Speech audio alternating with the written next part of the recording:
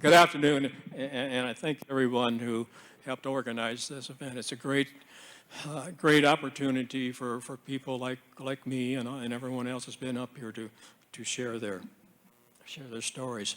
This picture up here is me taken in September 1969 in Vietnam. I was going to college in the 60s after I graduated from high school. And as you remember about the draft, if you were in college, you had a student deferment. I had a student deferment until I graduated and then lost it.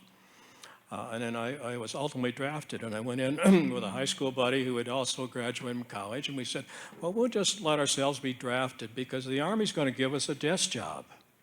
Remember, if you're drafted, you don't get your choice of duty assignment. And needless to say, we were wrong.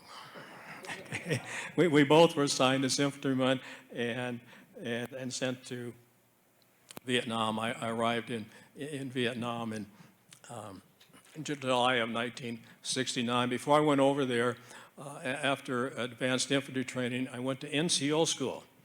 Are any other shake and bakes out there? Okay, I was a shake and bake. And that was kind of a term used. We went to school for 4 months. It was kind of a shortened version of OCS, and when we came out as buck sergeants, Army E5s. And the term when we got to Vietnam was a shake and bake. After that, shake and bake chicken mix. You know, you shake it up, and all of a sudden, you come out as a sergeant. So I went over as Sergeant Hogue, worked with the 25th Infantry Division out of Cu Chi, and I think you've seen some pictures on the map where Cu Chi is.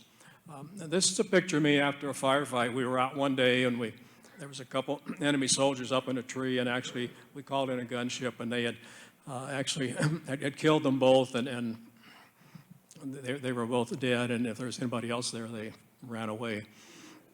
And that's an AK-47. That's the enemy rifle that the enemy showed, Russian-made rifle that the enemy soldiers used. So I got a picture of that rifle. Pardon? No, I didn't. I don't know what happened to it, but no, I don't. I don't have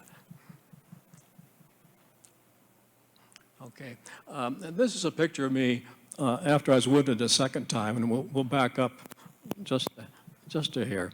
I was over there from July to January July 69 to January 70. And the worst part of my tour was in December. We were out on a patrol in the 17th of December, 1969, and our point man tripped a landmine. Today they call them IEDs. Us old guys still call them booby traps and landmines. He tripped a landmine. Landmines are designed to destroy vehicles.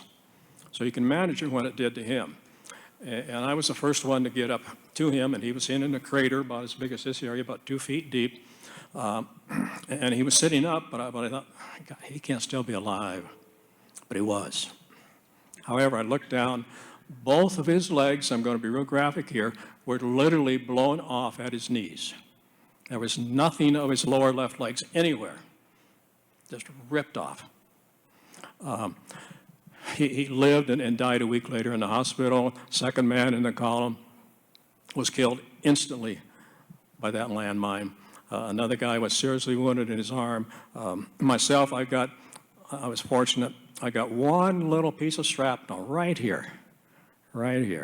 And they flew me back, and they pulled it out and gave me some stitches.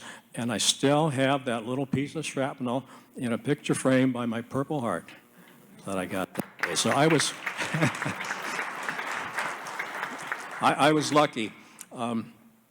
I spent a few days back in Cu Chi in the hospital. The only benefit of getting wounded, I got to see the Bob Hope show on the 23rd of December, 1969, the best 2 hours I ever spent in Vietnam. Let me tell you, it was great.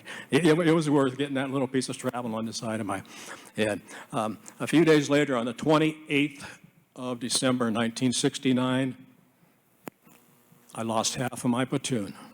We were set up in a night formation out in an area called the Hobo Woods. Anybody been to Hobo Woods? Nobody? You didn't want to go to the Hobo Woods. It was heavily infiltrated by enemy troops. Nothing good ever happened in the Hobo Woods. We went out that night. 3 enemy soldiers snuck into our position in a matter of minutes. 8 members of my platoon were killed. 4 others were seriously wounded. We went out with 25 men. Only 13 of us returned safely. My worst day in Vietnam.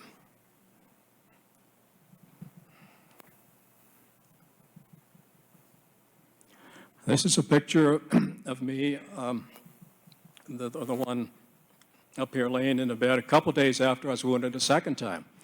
We were going out at night. We set up ambushes. We would go out at night and set up ambushes along a trail or somewhere we might expect enemy movement and wait for someone to come by. If they did, we would open the ambush. If not, it was a long, boring night. And while we're setting up the ambush, one of the guys tripped another booby trap. 5 of us were wounded. And I had injuries in my right hand, my right foot, my right hip. And as you can see, the most serious injury was to my left leg, and my left leg was amputated below my knee. Spent some time in Japan and came home. Spent 7 months at Fitzsimmons Army Hospital in Aurora, Colorado, and was eventually medically retired. And the other picture up there is me on crutches before I was fitted with my prosthesis. I was out and about.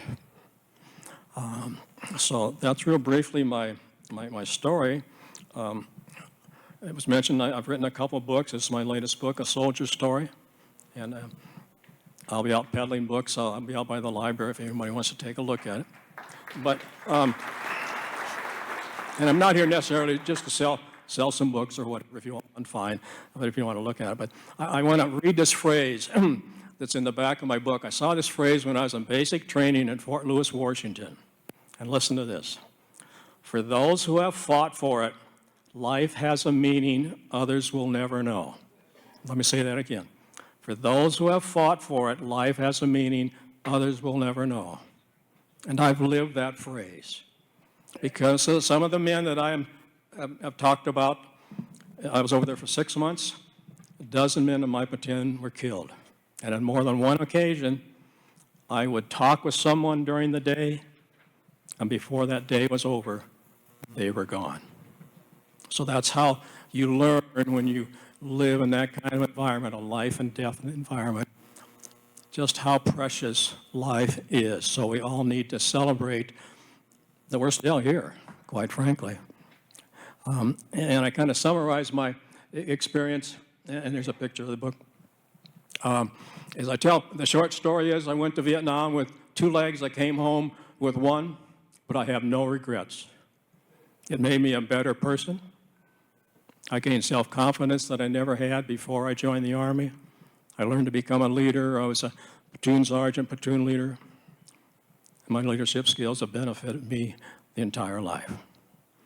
Thank you, and thank all you veterans for your service.